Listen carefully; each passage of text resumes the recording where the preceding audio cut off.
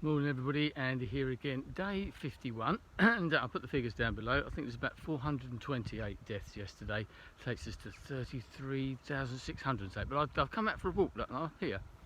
This is the East Hill in Hastings, and that's like a beacon up there, which they used to light in times of distress, like the Spanish Armada or whatever, and that's the view of Hastings behind me.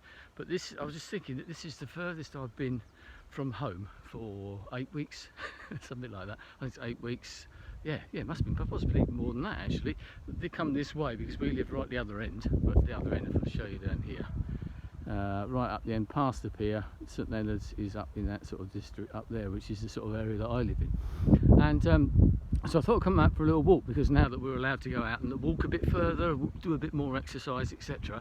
But it's quite an eerie thing. I was talking yesterday about the way that things were, but walking along here, and I've just come through an area called George Street, which is in the Old Town, the main sort of pedestrianised part of the Old Town, for anyone who's been down this way. Usually thriving, you know, all the shops would be open, but none of the shops are open. Well, there's one little mini supermarket there. There are more vans unloading and loading things than there are actually people. And coming along the seafront, just seeing the pier shut, well, that isn't a surprise, but lots of the other shops, the arcades and all that, and all just everywhere is just quiet. It's like a quiet day. It's busier than it was, yes, because of the reasons that I've said.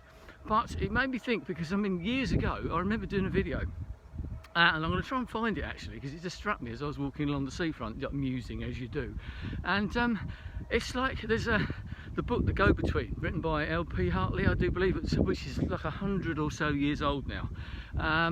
And it starts off with those sort of famous words: the past is another country, they do things differently there.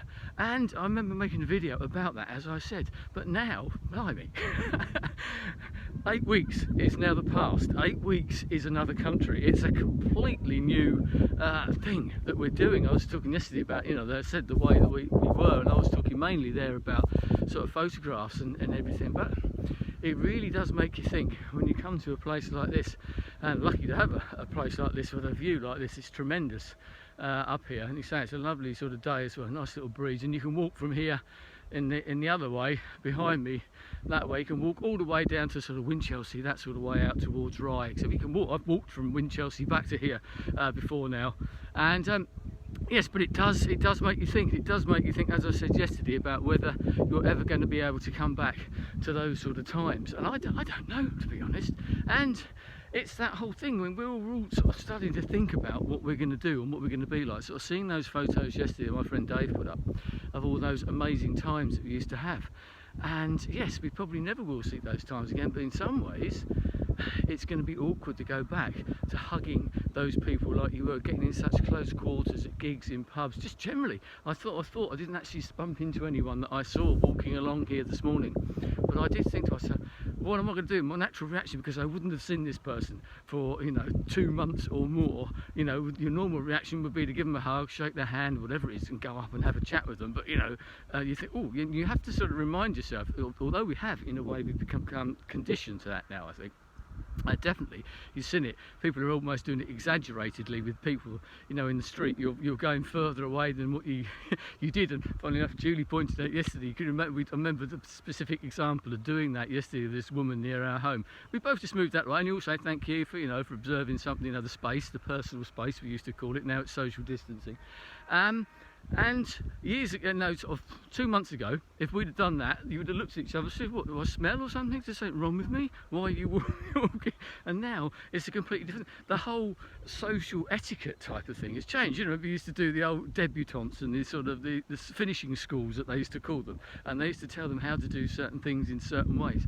All that's gone out the window. The past has become another country. It always was, but now, boy, it certainly is another country, and I'm not sure it's a country that a lot of people actually want to visit again in some ways, because they're going to feel uncomfortable. You know, people have been trapped in their own homes effectively for so long now, and it's accentuated some anxieties in people. I'm not speaking for myself, and I can't speak for other people because I don't know, but I've just seen what people have been saying that I know. It's accentuated some of those anxieties, social anxieties and that. Will they be able to get them? They've overcome them in the past maybe, but now it's going to be wallop. You know, you've come away from that for so long, you can't really wean yourself back into it. It won't be particularly easy to do that. So it's going to be a very interesting ride back into that new country, whatever that country is going to look like, because that's another thing. At the moment we don't know what that country is going to look like. We have some ideas, but it depends on so many different variables. And also there's the big variable that if we do go back too quickly, and you see examples of quite likely cases in certain parts of the world, and I'm not going to name them, you think you've got it coming, guys. You know, the way you're carrying on with this, we are still being fairly careful. I think we are being alert, but some people I think now, because those restrictions have changed, people think it's over. You know, oh no, it's all gone. Didn't you know? No, we can do this now, we can do that.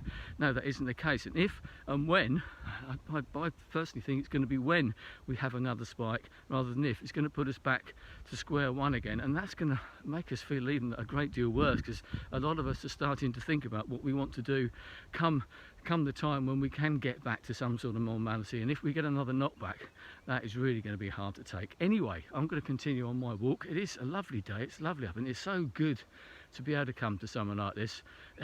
You know, gets your lungs going walking up the hill because the lift isn't working.